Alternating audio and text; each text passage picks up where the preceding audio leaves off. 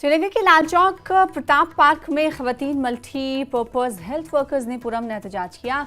ये मुजाहरा 6 माह की तनख्वाहों की अदम अदायगी के मसले पर किया गया, जो कि health and family welfare JKUT head 2211 के तहत वाजिबुल अदा है।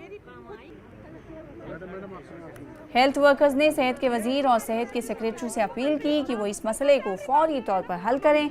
मुजाहिरीन का कहना है कि ये उनके लिए निहायत अहम मामला है और हुकूमत को जल्द अज जल्द इस पर कार्रवाई करनी चाहिए।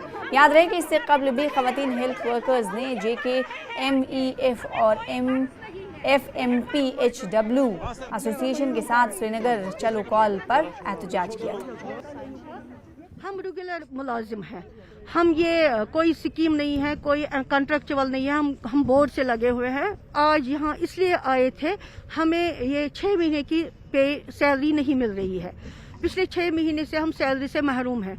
अब हमने सोचा था थोड़ा यहाँ आएंगे, लेकिन इससे पहले कि हम यहाँ प्रोटेस्ट करते या कुछ करते, हमें गवर्नमेंट ने बुलाया। आज हमें madam health minister Sakina Itoo madam ने हमें सुबह बुलाया, कॉल किया कि आप यहाँ आइए, हम आपसे बात करना चाहते हैं।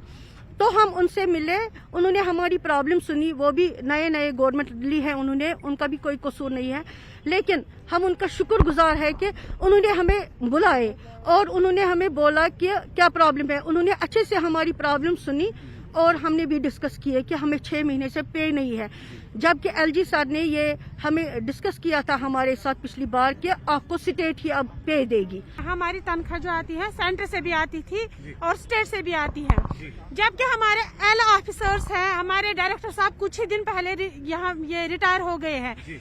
वो अगर पिछले 6 महीनों से हमारे डायरेक्टर थे, उनकी सैलरी कैसे निकली? हम मुलाजमिन की सैलरी क्यों नहीं निकलती है?